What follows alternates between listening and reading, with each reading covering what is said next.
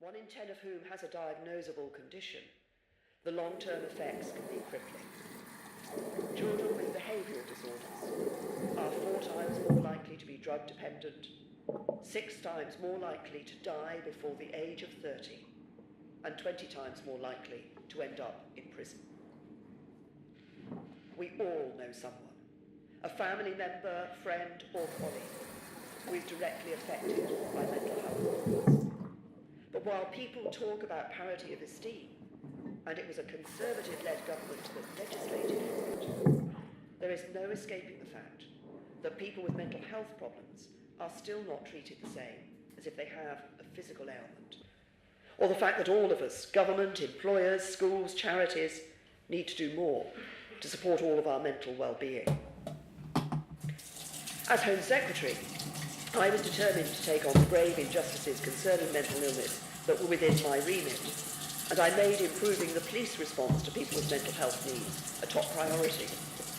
And I'm delighted that we've taken great strides forward in reducing the number of people suffering a mental health crisis who end up in a police cell for want of somewhere else to go.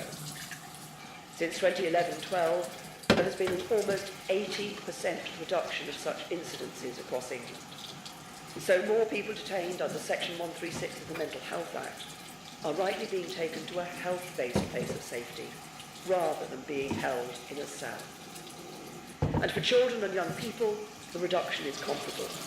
And through the Policing and Crime Bill I personally introduced, this practice will be abolished entirely for under 18s from this spring. This proves that innovative reforms that challenge the established way of doing things can improve the response to mental illness. Now, as Prime Minister, I want us to go further. I want us to employ the power of government as a force for good to transform the way we deal with mental health problems right across society and at every stage of life. For years, the only people who've stood up for those with mental ill health have been civil society groups and charities. Now, I want to build upon your success and the fantastic work that many, including those here today, are doing. Organisations such as mine, who've led the way in helping those experiencing mental health problems. The Heads Together campaign and the fantastic leadership shown by their Royal Highnesses the Duke and Duchess of Cambridge and Prince Harry that aims to break the stigma surrounding mental health problems. And the tremendous campaigning work by Black Mental Health UK, with whom I worked at the Home Office, to expose injustices in the way black people with mental health in particular, mental ill health in particular, are treated, and ensure politicians take action to put things right. So you are leading the way, but today I want us to forge a new approach, recognising our responsibility to each other, and make mental illness an everyday concern for all of us and in every one of our institutions.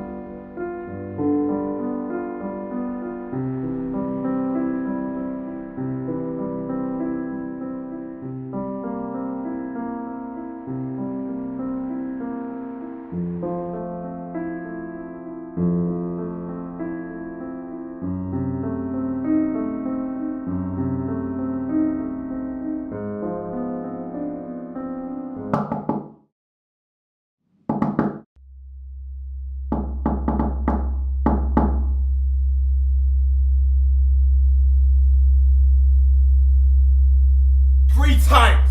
No more than 3 times! Jeez, what's wrong with you people? I said no more than 3 times! Of all of our mental well-being. As Home Secretary, I was determined to take on the grave injustices concerning mental illness that were within my remit, and I made improving the police response to people with mental health needs a top priority. And I'm delighted that we've taken great strides forward in reducing the number of people suffering a mental health crisis who end up in a police cell for want of somewhere else to go.